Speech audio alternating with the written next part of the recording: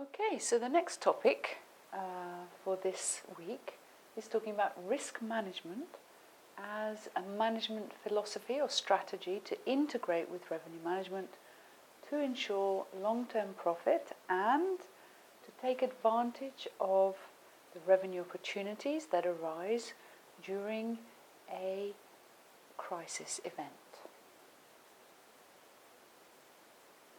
So normally we practice forecasting and we use our unconstrained demand forecast to anticipate what's going to be happening in the future. Then we decide our availability controls and the rates that are available based on that unconstrained demand forecast. Now, revenue management systems can do very good forecasts as long as the future is similar to the past. The problem arises when we have a crisis scenario where suddenly something happens and what is currently happening is not linked to history or historical data. So on this slide you can see it says uncertainty is different. So we have something called subway uncertainty, and that's what revenue management systems are very good at predicting. When we have everything is happening as normal, what's going to happen tomorrow, what's going to happen on Tuesday, and what's going to happen next month, for example.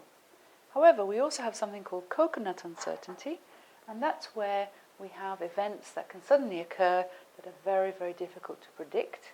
And within that category of coconut uncertainty, we have what we call black swan events.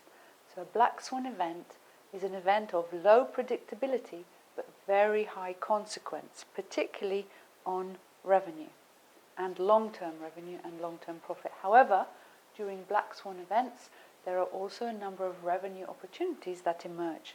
And this is why risk management is a particularly important strategy for revenue managers to consider. So here we can see an example of how uncertainty is different. You have the known knowns. So when I toss a coin, on my mortgage interest rate, I know what it's going to be at the end of the year. We have the known unknowns.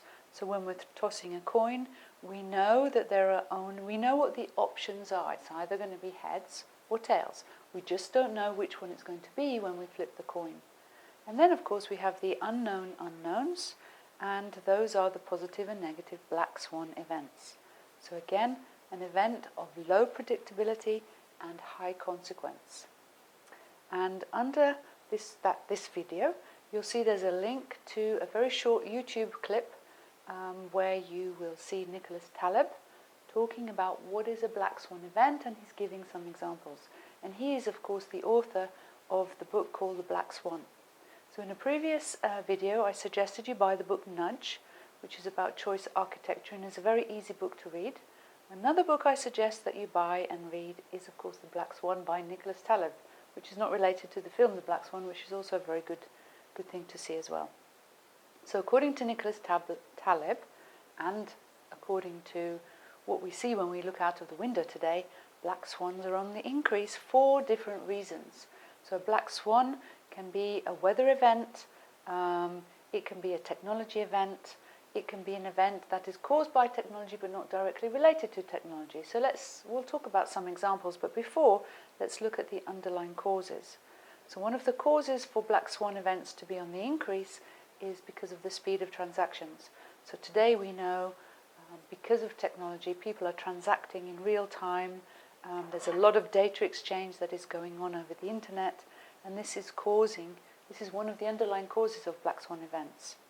Of course, another reason is the increasing population, increasing number of people online, but also the increasing population that is having an impact on the amount of food available, the amount of jobs available, and of course, what's happening with climate change currently. So climate change is also a reason. We have floods that we never had before, we have wind speeds that we've never had before, and we have tidal waves and volcano eruptions and lots of things that are happening much more frequently than they ever did before. And the fact that the internet has emerged creates lots of new online intermediaries, which then creates lots of new online products, which creates new customer behavior. So the fact is that traditional segmentation of putting customers into a bucket and saying your business and your leisure isn't really working anymore. So customers are behaving in a lot more of a surprising way, and some of that is caused by the revenue management tactics that we put in place. We know, and customers know, that if they're flexible, if they're willing to leave on a Tuesday instead of a Friday, they're going to get a better price. Therefore, that has an impact on their behavior. So how do we segment our customers? Well, we really need to think about new approaches. So here is just some lessons from forecasting research. I'll let you read those on your own. And these are from an article that is written by Makridakis. And you can go online and just Google forecasting and Makridakis, and you'll be able to find a number of articles from this researcher. So press pause to finish reading the article. And the next slide continues with the top lessons. What's very interesting, and we've seen an article in the press about this recently, is that expert judgment is typically inferior to simple statistical models, and forecasts made by experts are no more accurate than those of knowledgeable individuals. And that's really interesting, because we can ask the crowd something, and the result that we get from the crowd will be better at forecasting what's going to happen than if we ask someone who calls themselves an expert. And averaging predictions of several individuals usually improves forecasting, which is interesting.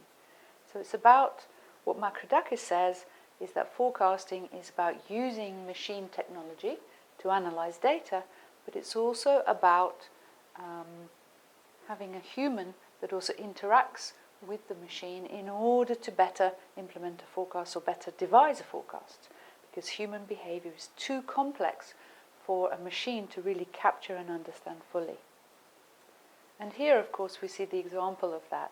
We have the UBS rogue trader who lost a few billions for UBS recently. This is an expert that clearly didn't do a very good job of forecasting which stocks were going to go up and which were going to go down. So we live in a complex world. The world is getting more and more complex, and we have more and more black swans that are emerging. So we have to use risk management strategies in order to make our revenue management strategies generate more profit for us in the long term. And here you see some examples of how we can manage complexity. The first thing we can do is signal detection. So we can put something in place to be able to detect when a crisis might be occurring. But also we need to do contingency planning. If a crisis does occur, what other steps we'll take in order to protect revenue, our long-term revenue, but also maybe to identify any potential revenue opportunities. So why is crisis management important, or risk management important for revenue managers? Well, as we said, things have changed. Technology has become more sophisticated.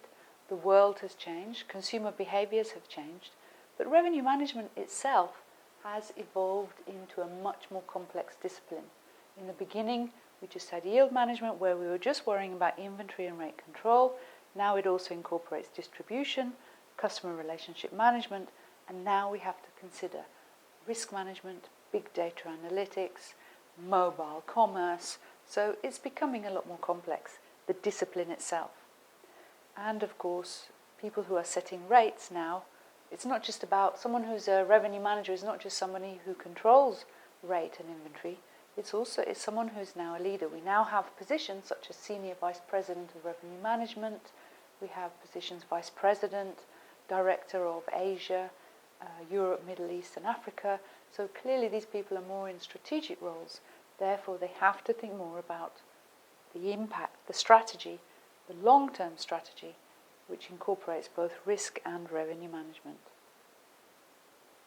So revenue management, of course, the decisions we make as revenue managers affect not only the top line, also the bottom line, but also the company's reputation. So we know that what we do and how we do it is going to have an impact on the reputation of the company, on guest loyalty, on the profit tonight, but also, of course, the long-term profit. And we know that reputation is a very vulnerable asset that can be threatened by a single event. And that's why we need our risk management strategies.